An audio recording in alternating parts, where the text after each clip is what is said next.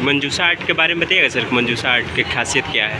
मंजूषा कला जी। जैसे मंजूषा आर्ट, यह आंध्र प्रदेश की लोक पर्व बिहुला बिसहरी पर आधारित लोक कला वो पारंपरिक कला है। और यह कला एशिया की पहली लोक कला वो पारंपरिक कला मानी जाती है जो संपूर्ण कथा चित्र, जिसे स्क्रॉल पेंटिंग भी कहा जाता है। यह कला सिंधु घाटी सभ्यता में विकसित था, लेकिन समय के अंतराल में यह कला विलुप्त हो गई। 1934 से 1942 इस कला का पुनर्जागरण काल माना जाता है।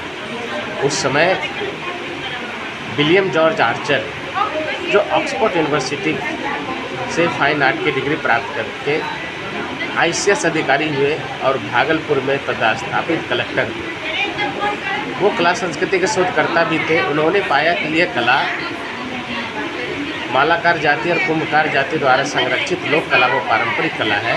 इस कला को संकलित कर लंदन स्थित इंडिया हाउस में प्रदर्शित करने का प्रयास किया और अंतर्राष्ट्रीय फलक पर इसको पहुंचाने का उद्देश्य था, लेकिन कमोबेश ये आगे नहीं बढ़ पाया और फिर जहाँ से शुरू किया था वहाँ पे आके अटक गया।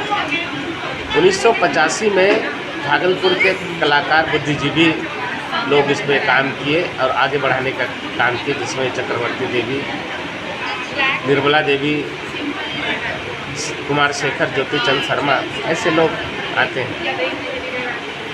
फिर भी ये कला आगे नहीं बढ़ पाया और 1992 से मैं खुद इस कला के विकास के लिए काम आरंभ किया। वो निर्मला देवी और चक्रवर्ती देवी के कहने पर आज बहुत से वक्ताओं ने भी मंच से कहा कि क्या मेरा योगदान रहा इस कला को यहाँ तक पहुँचने में। तो ये तो बात थी कि इस कला का यात्रा। और मंजूषा कला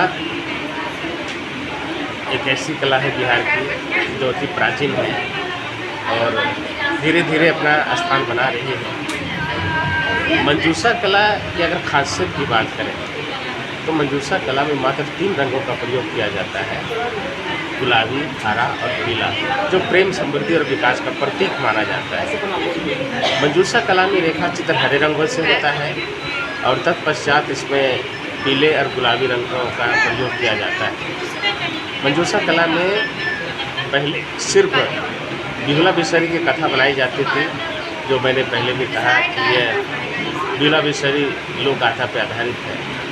वर्तमान समय में अलग अलग विषय पर भी काम हो रहा है और कुछ नया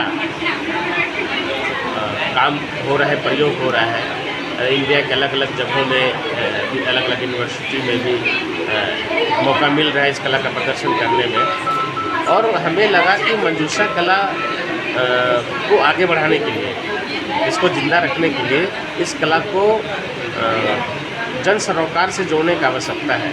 तो इस कला का डिज़ाइन मैंने कॉमर्शियल डिज़ाइन में डेवलप किया और घरेलू उपयोग में आने वाले सारे सामानों पे मैंने चित्रित किया। जैसे शुरुआत किया था सलवार सूट, साड़ी, स्टॉल, फिर पेन स्टैंड, टी कोस्टर, छाता, पेपर वेट, ऐसे बहुत से चीज़ों में कुछ वास्तु यंत्र होता है हमारे समाज में, उसमें भी मंजूषा को करने का प्रयास किया और यह घर घर तक मंजूषा पहुंच गई और हजारों लोगों को रोजगार भी मिल गया। इसी क्रम में पूर्व से सांस्कृतिक केंद्र, संस्कृति मंत्रालय से हमें मंजूषा गुरु सम्मान भी प्राप्त हुआ। ऐसे अंग गौरव सम्मान, गुरु शिक्षा सम्मान, दर्जनों सम्मान प्राप्त हुआ, क्योंकि मंजूषा कला के लिए मैंने सारा कुछ त्याग करके मंजूषा कला के लिए समर्पित हो गया था और काम चल रहा, जो अभी भी लोग देख रहे हैं और हजारों हजार मेरे शिष्य हैं जो कि मंजूषा पे काम कर रहे हैं, स्वावलंबी बन रहे हैं। और ये मंजूषा कला अंग की राजधानी चंपापुरी से शुरुआत हुई थी, जो वर्तमान में बिहार के भागलपुर जिला है और भागलपुर जिला का आन बान शान पहचान है मंजूषा कला। अच्छा, भागलपुर में ही रहने वाले हैं? भागलपुर में कहाँ? भागलपुर में मेरा पैतृक घर मोहद्दी नगर है, लेकिन मैं बरारी में मंजूषा प्रशिक्षण केंद्र चलाता हूँ। मेरी माँ चलाती थी, मैं और मेरी पत्नी है श्रीमती सुमना। हम लोग निःशुल्क पढ़ाते हैं, पैसे नहीं। इसलिए लगभग 10,000 लोग प्रशिक्षित हुए हैं, अच्छा। क्योंकि हमें लोग इस कला को लोगों के बीच लाना था। और मैंने एक प्रयास किया कि मंजूषा कला को बच्चों में हस्तांतरित करने के लिए सर्वप्रथम 2005 में मंजूषा समर कैंप की शुरुआत की। अच्छा।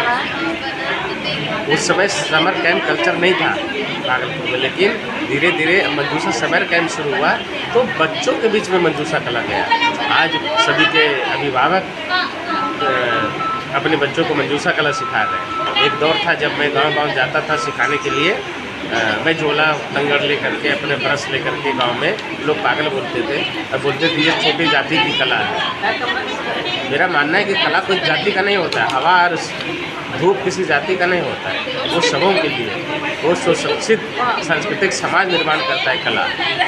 इसलिए कला किसी जाति विशेष पे नहीं है।